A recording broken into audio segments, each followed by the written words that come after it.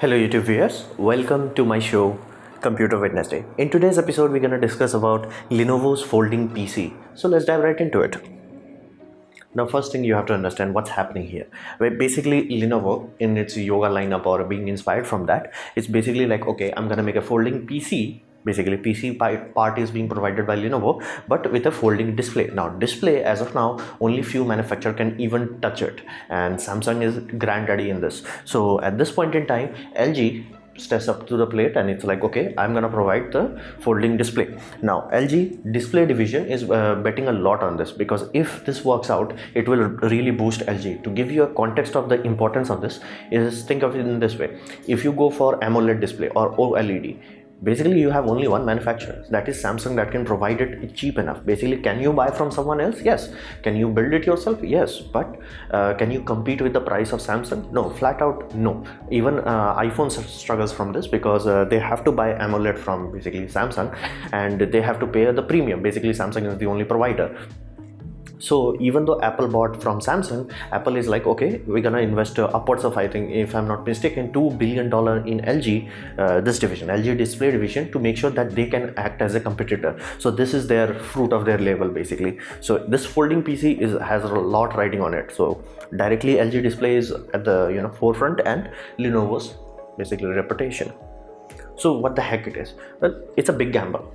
It's a very big gamble. You have to understand, the more we are using our phones nowadays, the more we are forgetting PC and laptop.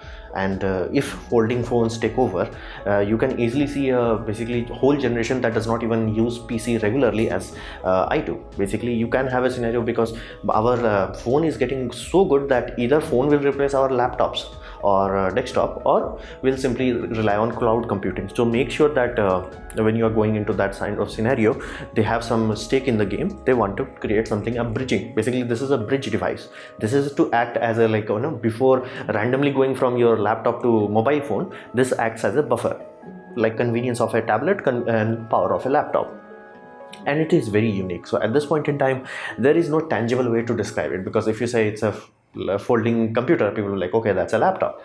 If you say it's a basically tablet, no, it's too big for a tablet. So we tangibly cannot describe it. It's completely unique. Now the interesting part in this is that Wacom has played a very interesting part here. Now you have to understand, same way Samsung is monopoly in AMOLED technology, Wacom is monopoly in Wacom technology. Wacom, I'm saying basically pen technology, digitizer as many people call it. Now I used to be a 3D game artist, so I know these sort of devices. Basically, to give you a context, every lab, every production house I went to, basically they only had Wacom. There was no other competition. There is no competition.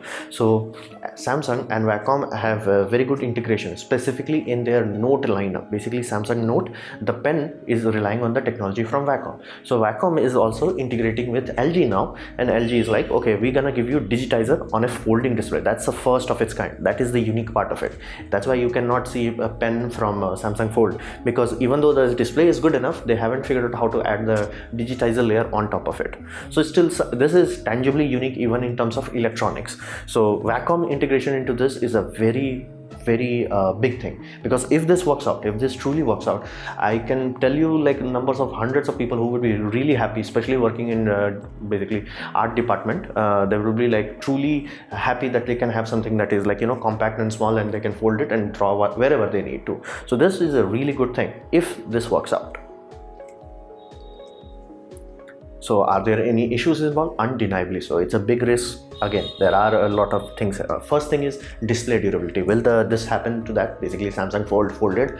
So you have to make sure that does not happen. Now benefit what Lenovo gets because of Samsung is Samsung made the early mistake. Now it happens. If you want to be first in the basically game, you have to pay some penalty. Penalty of them would be like, you do not know how the people will react, because Samsung phone have been destroyed now. So they know what people do. People peel off the protective cover, so they reinforced it. They make sure. Now people are complaining that things get into the basically seams of the display. They seams, I'm saying basically fold, wherever the folding mechanism is. They made sure the folding mechanism is not exposed. That is why you see the sliding cover. This is why it's there. Now the slide mechanism is here, and where it's actually folding, it's completely sealed, and they will reinforce it. They keep ensuring everyone is like, yeah, they're gonna be reinforced. And because this is not gonna go in your pocket and have like basically your mobile goes through a lot more wear wear and tear than your laptop ever will. So this also gives them the advantage, and because they are learning from the mistakes of Samsung, they have a very strong confidence that they can pull this off without destroying it themselves.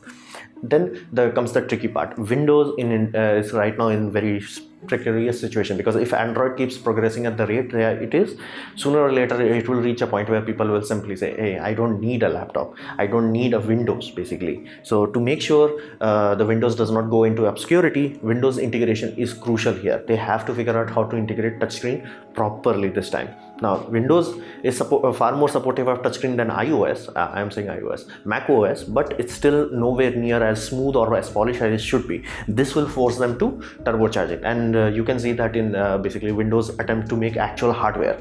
So this is very critical for Windows itself.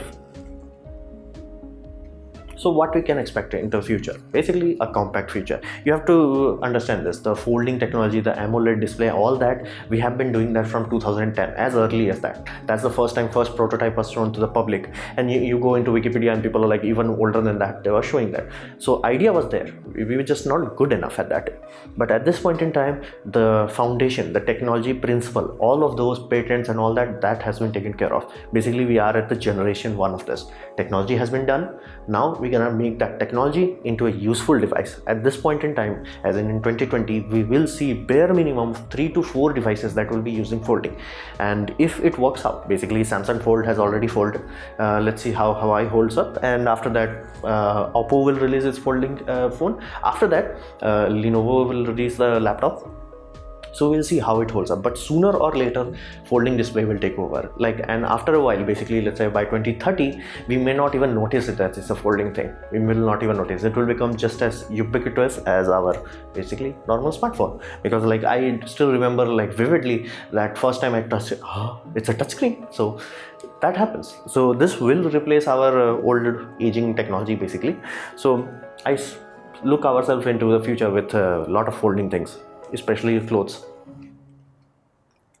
So this was my presentation on basically LG display integration with Lenovo folding PC. I hope you liked it, learned from it. In that case, please leave a like, click the ads that are shown in this video, that will directly help me. And if you didn't, don't worry about it, you can press dislike. I would urge you to press it twice to show me your extra disappointment. And you can leave a comment because I reply to all of them. Press subscribe, press the bell icon if you're free, and as always, thanks for watching.